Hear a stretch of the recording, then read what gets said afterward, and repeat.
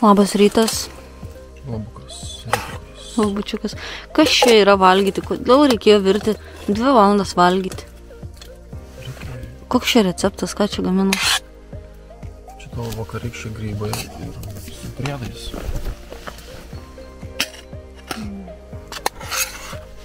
Super.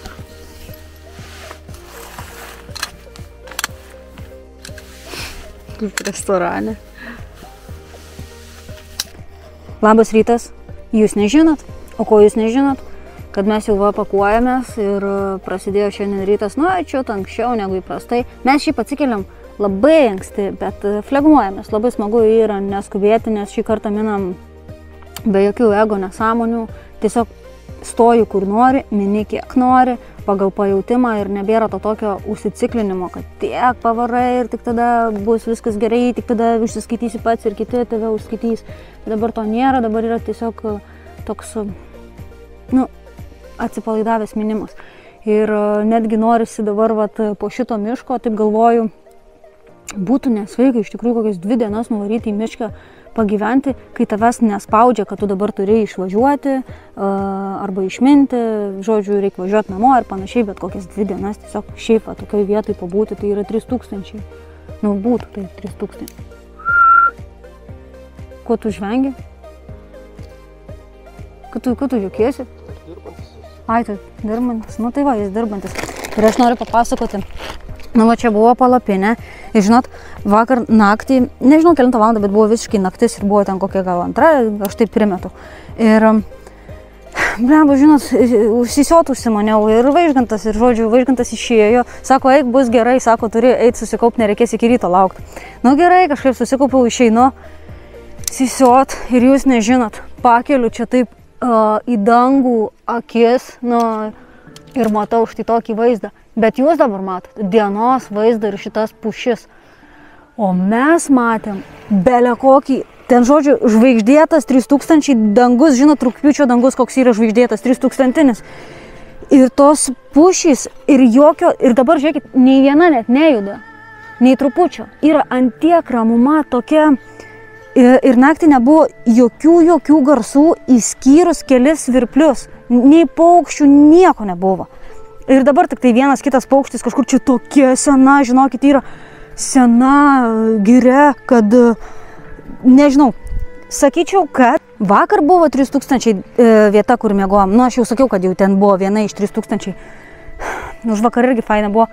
Bet aš jaučiu, kad šiandien yra 3000 labiau negu vakar, nes vakar buvo labai gera vieta ir už vakar buvo labai gerai ir per gyvenimą buvo 3000 gerų vietų, bet kad šiandien yra, man atrodo, geriausiai iš visų tų vietų, todėl kad, ir šiaip kiekvienas miškas turi savo tokią, nežinau, miško dvasią tokią, tai šitie medžiai tokie didingi, visi yra arkliniai, jūs negalit matyti, jūs per kamerą galvojat, čia tokias pušys, čia nieko nematot, bet jūs įsivaizduokit, kad jeigu sakau, tai yra arklinės labai įspūdingai čia jausmas toksai.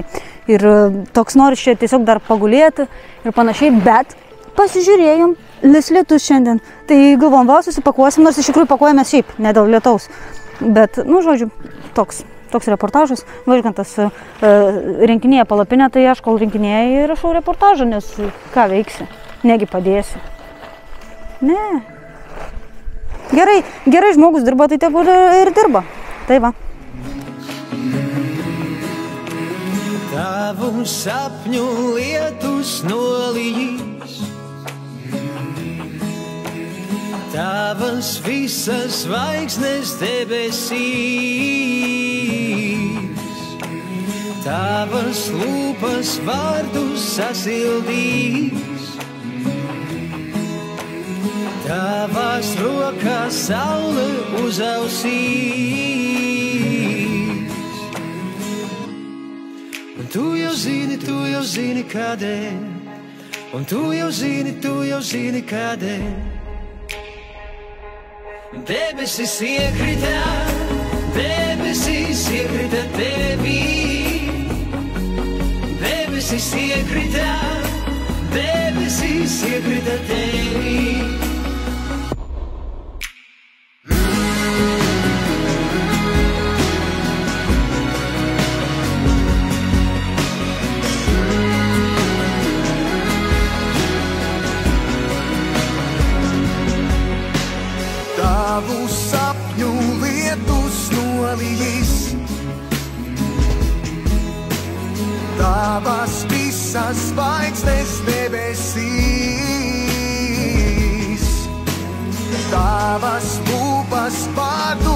sasildīs.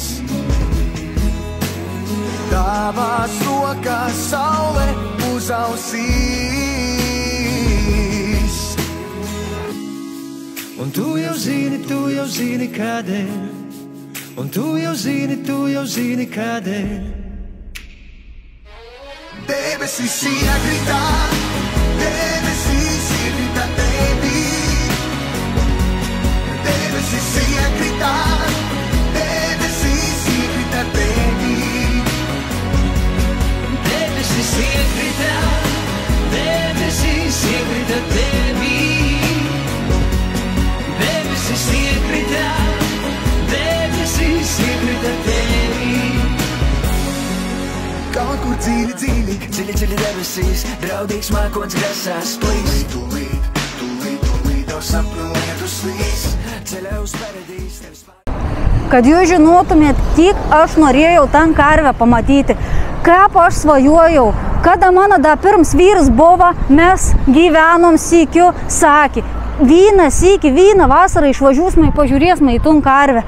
Jis numerį, taip neišvažiavau, dabar su savo nauju sugyventiniu, sakau, aš jau noriu tą vasarą, šiandien vasarą pamatyti. Ana sako, aš neturiu pinigų, bomžas esu, reikia pirma susirašyti, panašiai, su dviračiu atsivežė. Aš galiu didelę pasakyti, kad nesuklydau. Tikra labai gera karvė, tikra labai gražiai atrodo. Kiekvienam rekomenduoju pamatyti, kas nesat nie jūras matę, nie gėlių gražių nesat matę, nie parkų, nie muziejų. Tai tikrai rekomenduoju, ypač tie, katrie auginat patys karvės, tai čia ir vieta, kur reikėtų atvažiuoti, nes be pyną į gyvenimą nebūtų, ją pyną nieks nedūtų, tai į gyvenimą į nebūtų. Taip, mes taip su savo draugėm Saldapirskėm nusprendėm. O taip jei rimtai, tai eina savo, jau yra vakars, atminėm į Ventspilį. Ir dabar esam visiškai tušti, yra nulis vandens, nulis vandens. Tai planas ir maisto nėra, jokių Saldapirskių šiandien nieko nebuvo. Tai dabar jau kaip norim, ką nors saldžiai suvalgyti, kokį nors vaisių, ką nors, nežinau, tai varysim dabar į dvi krautuvės ir prisipirksim 1000 valgyti, 1000 vandens ir 3000. 3000 turėjo būti, ką jūs nežinot, koks 1000. Tai aš nežinau, paliekit ant pijuoką, kad prižiūrėtų ūkį, pažiūrėkit, mano avietės. Viskas iškrošta, nieko nepalaistas, juk aš jam sakiau, kad palaistytų tas avietės. Dabar nieko nepalaisti, dabar vėl reikės iš naujo reikės sudinti. Pijuoką pasisamdyk, tai taip iš šūdo gauni nieką.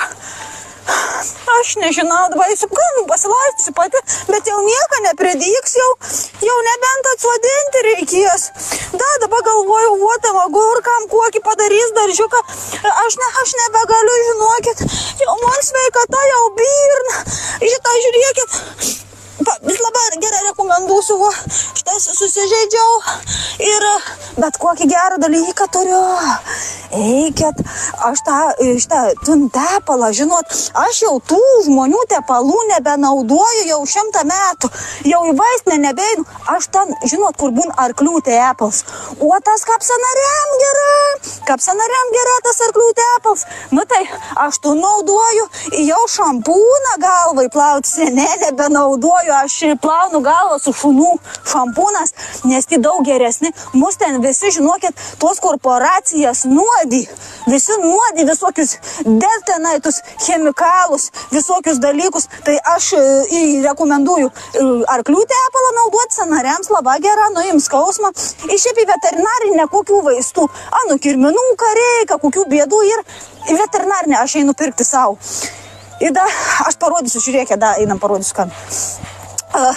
Muna buvo tai vaiką išvažiavę į kelionę šitas. Prisigalvų nesąmonių, dirbtų darbą, eitų šitas, darbų yra kieme, visokiausių darbų yra. Išvažiuoju į kelionės, pinigus išmėta iš tašką, o šitas, pažiūrėkit, kam pridirba kokį šiukšlyną. kokį šiukšlyną atveži mūnį kaimą, sumet, saka, pasiims man kitą dieną. Nu, kada jį pasiims? Katiną irgi atveži, pasiimi, nusipirka. Nusipirka katiną už 300 tada da buvo.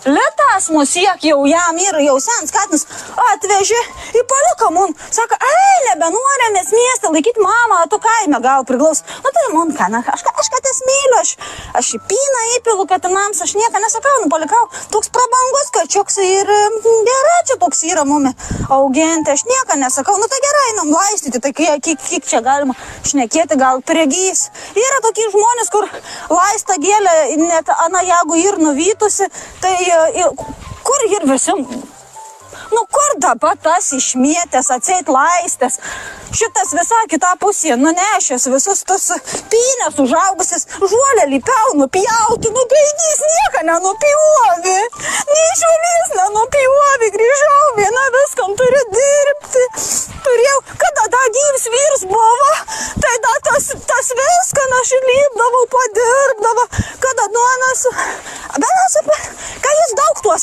lašinių jėdi, nu toka toks buvo išplėręs tuo metu, ištižęs visai ir šitas, į numerį paskui širdis sustoja, nes, šiaip žmogus daug dirba, pasakyčiau, mano vyrs, daug dirba ir dėl to į numerį, dėl tų darbų.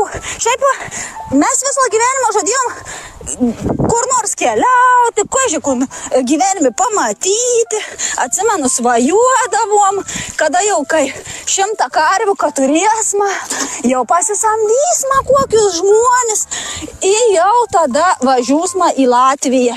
Ir ten tokį kurortą karvių suvažiavimą būn tam Ventspilį. Žinot, ir tokį didelį karvių tenai. O mano buvo svajonė. Nuvažiuosiu į Ventspilį su vyru pernakvos, ten ir ten labai gražu yra. Ta karvė visa apžėlusi tokias gėliem apsodinta. Aš internete mačiau, taip nesu mačiusi gyva. Nebuvo kada ūkį, kad tu turi, nėra kada išvažiuoti. Nėra kada išvažiuoti pijuoką, pasisamdysi Kazlauskį. Pasižiūrėkit, kaip abėlį per visą. Išvažiavau vieną sykį. Viskas apžėlė, dabar viskas numerį. Daugiau vėl 10 metų neišvažiuosiu. Įstrigau dabar žadu vėl ūkį tam plėsti. 26 karves turiu, dabar žadu, kokias, taip galvoju, kokias 6-7 įsigyti. Už pyną, aišku, nieko nemok dabar, bet, veršieną žad pakelti. O kas čia dabar? Spermatozoidą, tai pažiūrėkit, pilns prūts. Taip, vandų nuseka, sausra. Aš nežinau, jau daugiau gyvenime dar sakau, agurkams mums padarytų ten, bet nepadarys jau, jeigu da jam iš napsą pirkti, į cigaretus pirkti, da 20 eurų mokėti, jau ne, aš jau tikra ne. Neturiu jau tokių lėšų, man sakau, ir dabar vėl sėja prasidėjo, jau baigė sėja, jau realiai užsisėjau į tunlauką, į ten užsisėjau, dabar žemės žadu nusipirkti, nes, kaip, turi žemės, turi turtą, žemės neturi, ir nieks tu esi, aš tau pasakysiu, tai va. Tai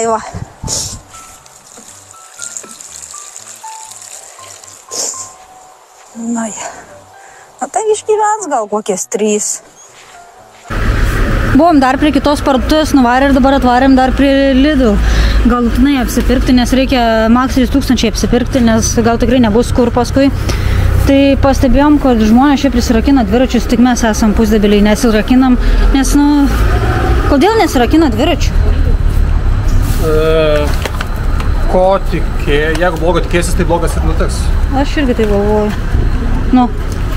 Aš neįsivaizduoju, koks turi būti nedoras, kad transporto priemonę pavogtum pagrindinę, visą pagrindinę priemonę pavogti. Tai čia turi būti arba nedoras, arba maks nedoras. Tai aš manau, kad tokių pasaulių šiam nebūna. Gerai, eikime. Mes tiek esam visko jau keliavę ir dar ir niekada nerakindavom. Nu, iš tikrųjų, esam kažkada rakinę ne savo dviračius, bet paskui supratom, kad neverta, ane, ir nerakinom. Taip. Nu, to spėjimų mes niekada nepirkom, įsispardavome. Buvom vieną kartą pasiskolinę, bet niekada neprireikė. Ir aš tada pagalvojau, kad jeigu pavogtų, tai tam žmogui gal labiau reikia negu mum. O mum tai vis tiek nuotykis 3000. Ramybės ir atsipalaidavimo. Kuo daugiau rinkti ir medžioti kitas rūšis. Iki pat šių dienų žemdirbių žinia, tokiamis sąlygomis iš jos skerdienos nugarinės išpjauti. Tai, kad veršelių rūšiai pasisekė nepaprastai išplisti, yra labai menka paguoda kenčiančiam individui. Jas nuo pat žemdirbystės pradžios žmogaus proto teatre svarbiausiais personažais tapo nerimas ir rūpestis dėl ateities. Ūkininkai labai priklausė nuo lietaus, kuris turėjo laistyti jų laukus. Artinantis liūčių laikotarpiui, kiekvieną rytą ūkininkai labai dėjo, ar lietus nepavėluos, ar lis užtektinai.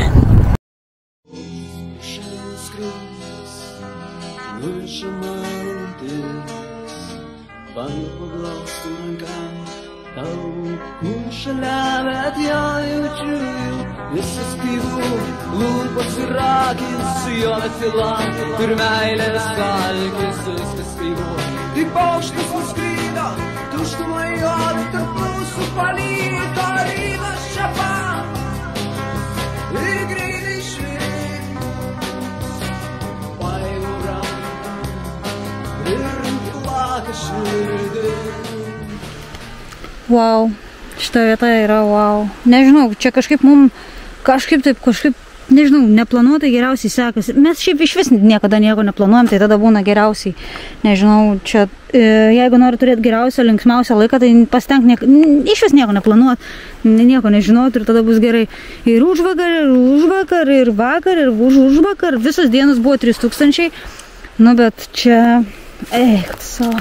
Čia dar ten toliau yra tokie žmonės stovyklauja, tai jie siūlė čia mum plovo pavalgyti, bet Vaižgantas atsisakė, bet labai malonus. Čia tokie pusiau irgi laukiniai, tokie kalvoti paplūdimiai, jūra rami, eina savo. Dar kažkaip aš sakau, tai ne, tai statomės čia, miške, čia nepavyks iki tos jūros, tai eit. Vaižgantas sako, tai reik varyt, tai reik išsmaudyt. Žmogus labai švarus yra, jis nežinot.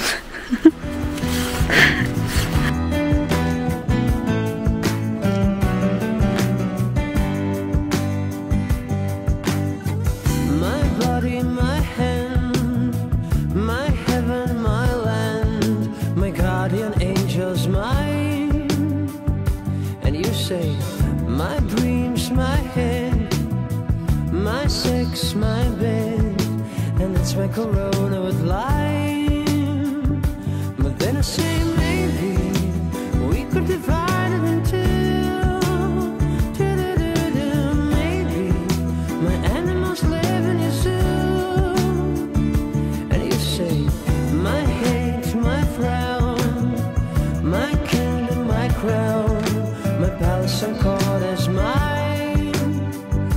And you say my lights, my show, my years to grow, the time that I spend is fine.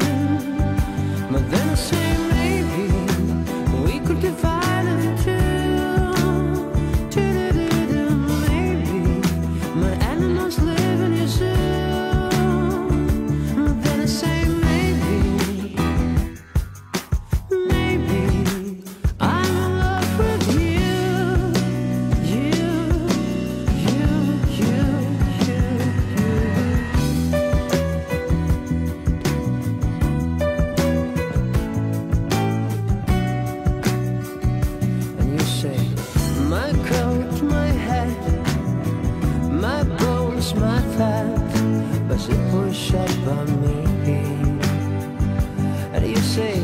my skin.